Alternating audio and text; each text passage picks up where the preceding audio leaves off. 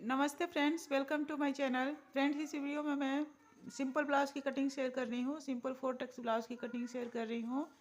Chest size है 28। इसके लिए पेपर को मैंने इस तरह से 4 फोल्ड में रख दिया है। 1 2 3 4 इस तरह से 4 फोल्ड में रख दिया है।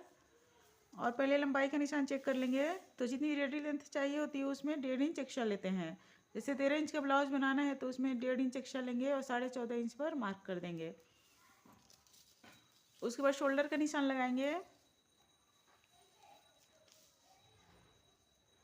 शोल्डर का निशान लगा देंगे 4.5 इंच पर। और आर्म होल रखेंगे 5.25 इंच, 5 इंच और 2 पॉइंट। यहाँ से भी 4.5 इंच नाप लेंगे। ऐसे सीधी लाइन ड्रॉ कर देंगे। चेस्ट का चौथा हिस्सा हो जाएगा 7 इंच।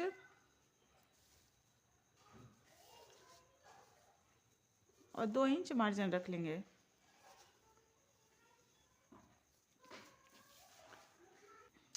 बैक आर्म होल का निशान लगा देंगे 1.25 इंच पर। और फ्रंट आर्म होल का निशान लगा देंगे 1.25 इंच पर। इसे गुलाई दे देंगे।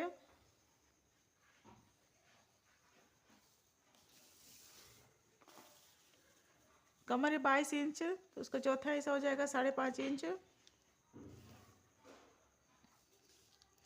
1 इंच टक्स के लिए और 2 इंच मार्जिन। इसे मिला देंगे इस तरह से। गले की चौड़ाई का निशान लगा देंगे 2.25 इंच पर।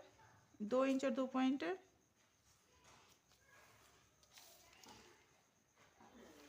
फ्रंट में गले की लंबाई रख लेंगे 5.5 इंच। और बैक में आप अपने अनुसार कम ज़्यादा कर सकते हैं। मैं 7.5 इंच पर मार्क कर रही हूँ। जितनी गले की लंबाई चाहिए, रेडी लेंथ चाहिए, उसमें आधा इंच एक्स्ट्रा लेंगे। और यहाँ से भी 2 इंच पर मार्क कर देंगे। यहाँ से भी 2.25 इंच नाप लेंगे। यहाँ भी 2.25 इंच रखा है। आप चाहें तो इसकी चौड़ाई बढ़ा भी सकते हैं।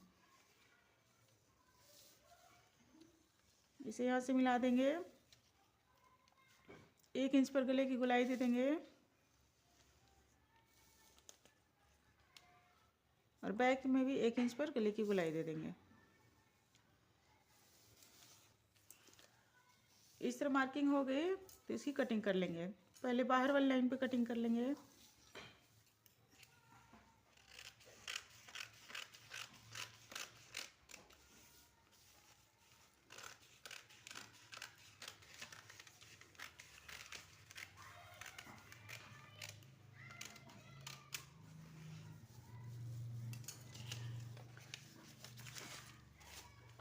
बैक पार्ट को इससे अलग कर देंगे।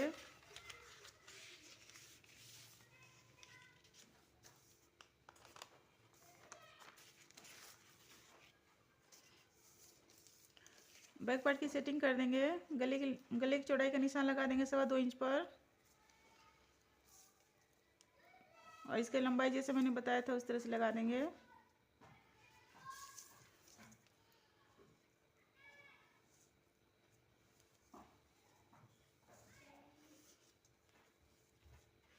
एक इंच पर इस तरह से गुलाई दे देंगे। अब शोल्डर के सेंटर से इसके टक्स का निशान लगा देंगे। ये 3.5 इंच पर आ रहा है। 3.5 इंच पे मार्क कर देंगे और इसकी लंबाई रखेंगे 4 इंच। अगर इसे डीप गला होगा तो 3 इंच या 3.5 इंच रखेंगे इसकी लंबाई। दोनों तरफ आधा आधा इंच पे मार्क कर देंगे। इसे मिला देंगे। इसी तरह दूसरे तरफ भी इसके टक्स का निशान लगा देंगे और इसकी कटिंग कर लेंगे।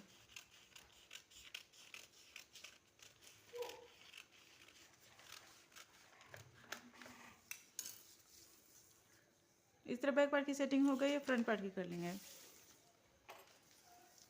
फ्रंट आर्म होल की और गले की कटिंग कर लेंगे।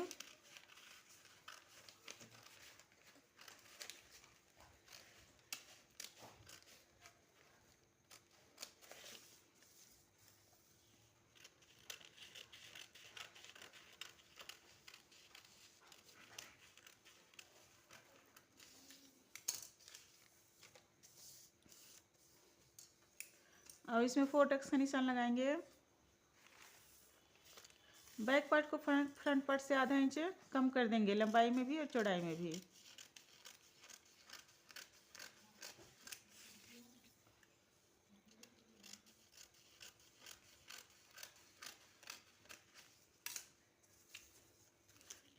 इस तरह बैक पार्ट की सेटिंग हो गई।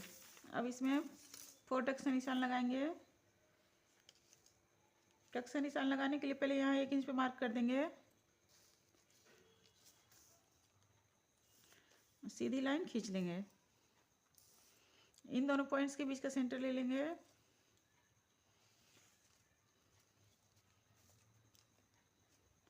इस तरह फोल्ड करके मार्क कर देंगे और यहाँ 3 इंच पर मार्किंग कर देंगे।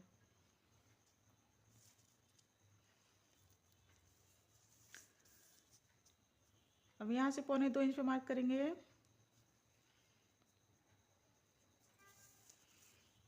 यहाँ से भी 1.25 इंच पर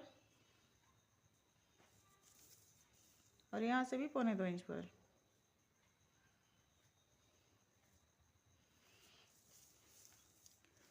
यहाँ सीधी लाइन ड्रॉ कर देंगे। दोनों तरफ हाफ इंच पे मार्क करेंगे और इसे मिला देंगे।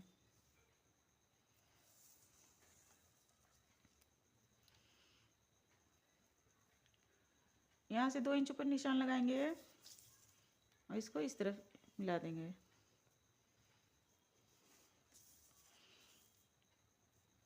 इसको आर्मल की तरफ मिला देंगे।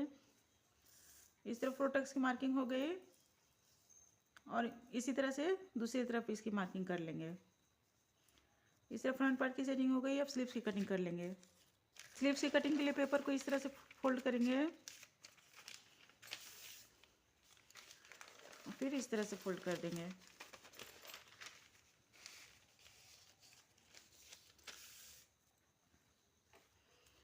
अब स्लीव्स में सबसे पहले बंद भाग की तरफ से लंबाई का निशान लगाएंगे।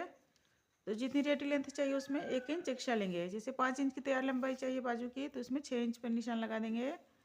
और अगर हाथ से तुरपाई वाली बनाएंगे तो 2 इंच एक्स्ट्रा लेंगे। इसकी चौड़ाई रखेंगे 6.5 इंच। यहाँ से भी 6 इंच नाप लेंगे और यहाँ से 2.5 इंच डाउन कर देंगे। अगर 5 इंच से लंबी स्लिप्स बनाएंगे तो यहाँ पर 3 इंच डाउन करेंगे। यहाँ 1.5 इंच पे मार्क कर देंगे, इसे मिला देंगे।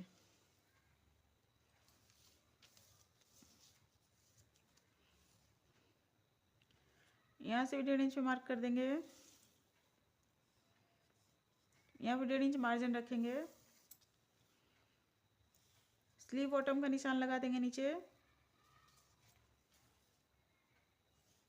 और 1.5 इंच मार्जिन। अब फिटिंग को फिटिंग से और मार्जिन को मार्जिन से मिला देंगे। फ्रंट के लिए यहाँ से शेप दे देंगे। ये आधा इंच या 1.25 इंच का होता है। अब इसकी कटिंग कर देंगे।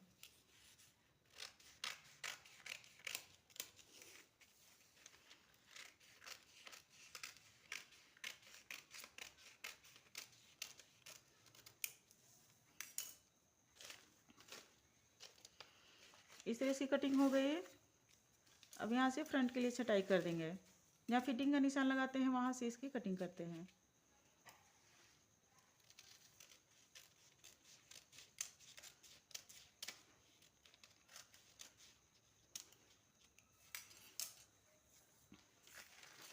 इस तरह कटिंग हो गई।